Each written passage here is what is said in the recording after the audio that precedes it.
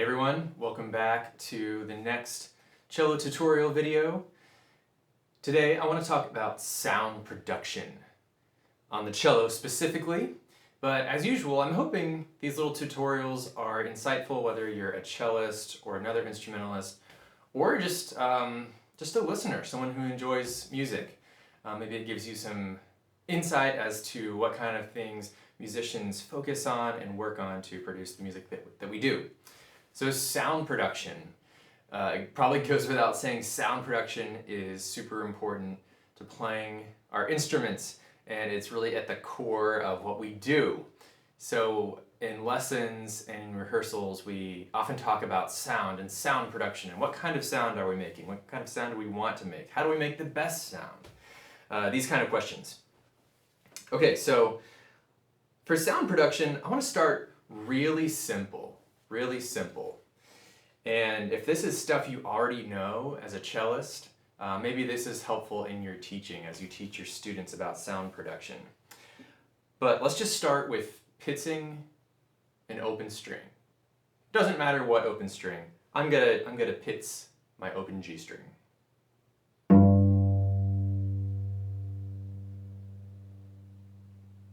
Okay, from a pitch alone, we get a lot of resonance actually.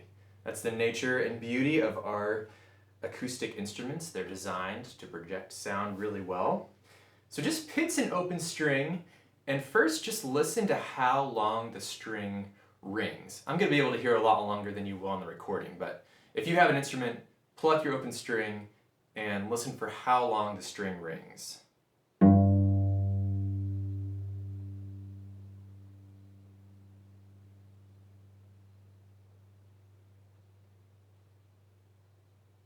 Okay, mine's still going actually. You probably can't hear it on there, but it's still going. That's a way to get our ear keyed in to the natural resonance of the instrument. Okay, now let's do it one more time. You can pick a different string if you want variety.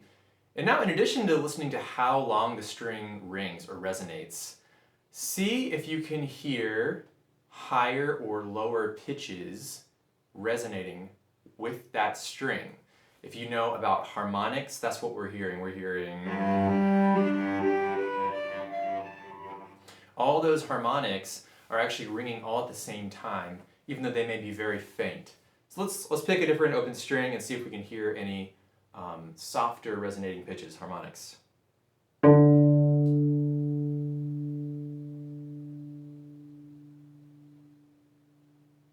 Yeah, I think I could hear at least two of the harmonics there.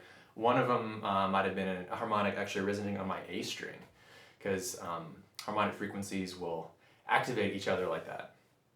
Okay, so we're getting our ears open to just the resonance of the instrument. Super important and very simple, right? Easy to do. All right, now pitch is one thing, and maybe I'll have a whole other video about pitch sometimes. Pitch, just plucking strings. But let's talk about our bow arms. That's the one. The bow is what we use most of the time to produce our sound, right? So let's talk about how to make a good sound with our bow arms. First, let's think about everything that's going on over here. I like to think of the bow arm really as like a bow unit, for lack of a better term. But that just means I'm trying to feel it function together all the way from the back, through the shoulder into the arm, into the hand, into the fingers. The fingers, of course, are the contact point with the bow, into the bow hair, and then, of course, touching the strings. So we want to feel all of that, not really as like separate units that we have to manipulate and control, but all connected and all working together really seamlessly, really beautifully. Now, when I say back and shoulder, we do want to make sure that we're not trying to use our shoulder as we bow. That is like lifting it up and down and trying to activate our arm with our shoulder. We don't actually need to do that. We should just try to feel a pretty neutral shoulder. But movement from the shoulder is really important so that everything is able to swing freely from the shoulder here. Okay, that's our bow arm, our whole connected bow unit. You can imagine that if everything is working together well, it's like our bow is just continuing to grow out of our hand and our fingers, our arm, and connecting to the string. All connected. That's super important for sound production, all right? Okay, now often when I am working with students, I'll ask them, okay, I want to make more sound on the cello. We need to make more sound. Maybe we have a forte dynamic. How do we make more sound on the cello? And oftentimes they'll say, we press on the string more. And I totally get that instinct. Our instinct when we want to make sound, we want to make more sound on the cello, is to force it, is to press it out. As if the harder we press, the more sound we're going to get. But that's actually not the case. If we feel like we are coming from above down into the string and trying to muscle the sound, trying to force it out, we actually end up stopping the sound. The more pressure we put from the top, the less resonance we get actually. So it's almost the opposite of our instinct, which is to like press hard, force more.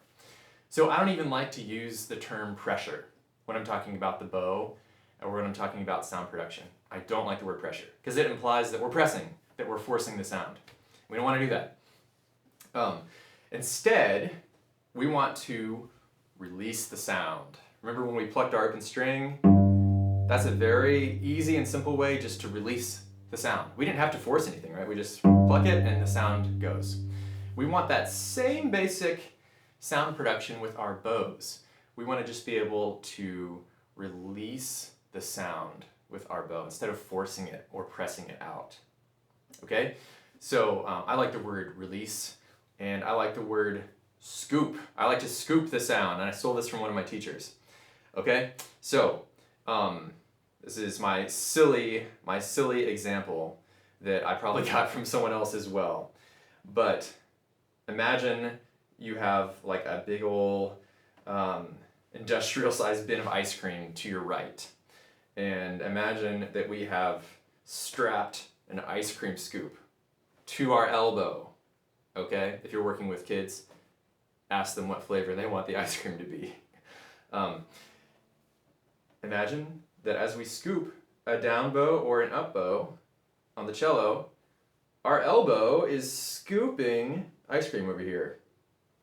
I kind of like that illustration, not just because it's delicious, but because there's like a little, you can imagine a little bit of sinking in, like the melty sinking in with like just a little bit of resistance, right? It's not going to be, unless we need a fast bow, it's not going to be like that, but we're like slowly scooping in and drawing out the sound.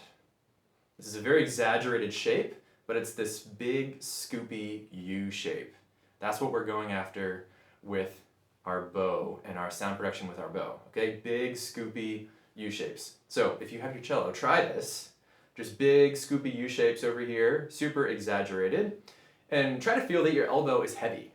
Oftentimes, right, when we're trying to produce sound, we end up going up and down onto the string. Doesn't work so well. Tension inhibits the sound instead of releasing the sound. Tension inhibits the sound.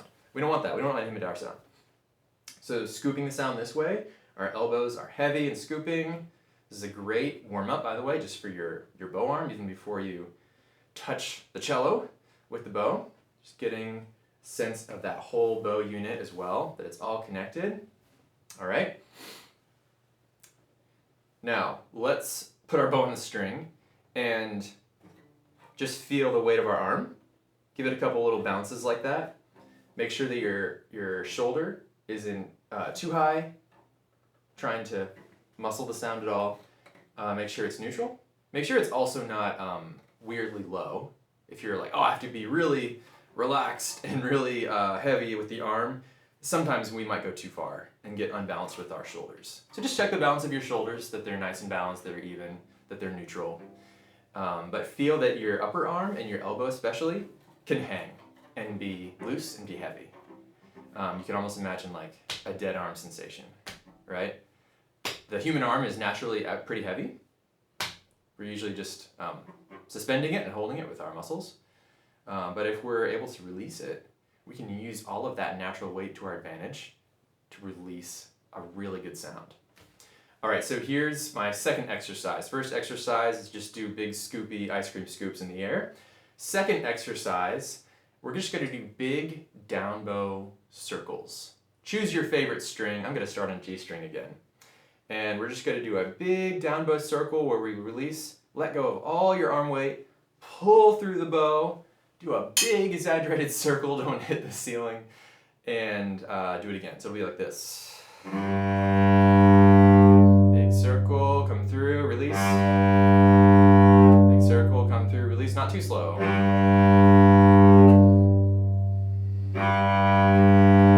As you're doing this, we don't have to go for the most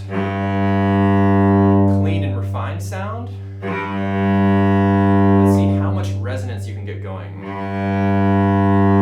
Drawing the sound out of the cello. Try it on different strings. Each time, feeling that your elbow is scooping through. Let's go to C string. Our lowest scoop. Our deepest scoop down. Alright, now let's go over to A string. Different angle, but still feel that you're scooping through. Letting go of the weight of the bow and the arm. Each time with a gentle landing.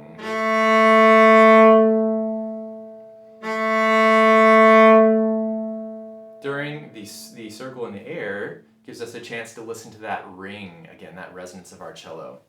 Now, of course, down bows like that are the best way to start with that kind of exercise and probably the easiest to feel. It's also worth trying the same circles, but up bow. We have to be a little bit more careful with our up bows because we don't want to snag the tip of our bow. So just be careful with that landing at the tip. And then the sensation will be more of a pushing through the sound rather than a pulling through the sound. At least that's how I feel it. Same kind of thing with our arm that we're scooping through. We're just scooping through this way. So try some up bow circles. Circle through, land. Push the sound out of the cello. Resonance. Try different strings.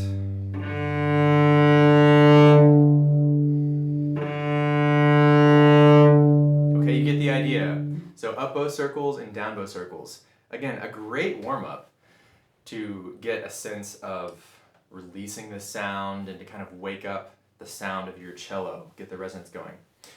So let's put this into practice with some actual music. And I would encourage you to do the same.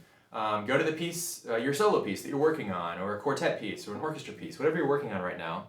Find a place where you know you want a healthy amount of sound, like maybe a mezzo forte or a forte or even a fortissimo place. And we're just going to take that one spot and see if we can get more resonance going. So I'm going to choose one of my favorites, the opening of the Bach G major prelude, which sounds like this. Okay, so pay attention. Is your instinct when you start a piece like this to come at the string from above and try to start the sound this way with some forcing and coming from above? If it is, just notice that. It's really good to get an awareness of what your default is as you approach the string to make sound. Okay? And let's see if we can replace that. If you're realizing, oh, I do approach the string where I'm trying to like add tension, let's try the opposite. Let's try to release tension, to release weight. So as I come to the G string, I'm trying to feel just what we felt in those big circles, that as I approach the string, I'm letting go. As I let go on the G string and pull my down bow, I can pull through the other strings as well. So I'm pulling across the strings.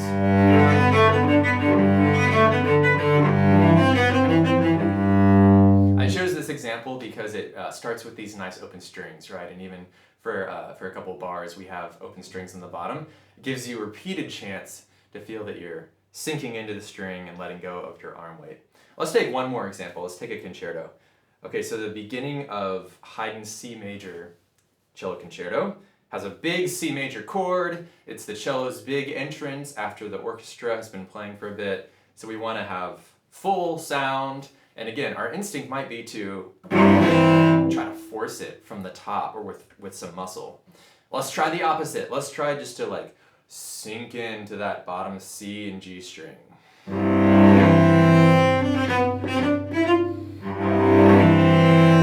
And by the way, I'm doing these kind of out of tempo. I'm taking my time with it because I'm just wanting to feel and I'm wanting to hear that resonance.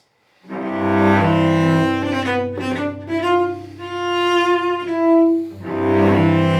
like the Bach prelude, I'm sinking into the open strings and I'm trying to pull the sound across the strings. Now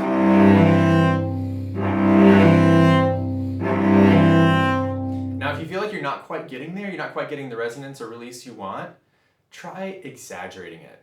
We're just practicing, right? It doesn't have to sound perfectly clean and perfectly ready to go. We're just practicing. So try going like too floppy, too loose in the arm. It might sound like this. So I'm not even doing a careful placement of the bow, I'm just letting it drop in. And I'm being really floppy over here. Just to get that resonance. As you're starting to feel that, add a little bit more of our finesse and control that we can land gently and pull through the sound. All right, so try those exercises for working on your sound production. Start with just plucking some open strings, getting your ears open to that resonance of the cello.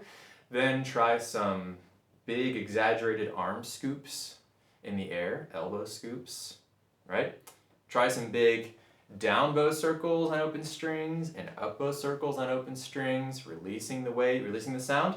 And then take like a really small little specific place of a piece you're working on where you want bigger sound and practice releasing sound at those particular places. Happy practicing.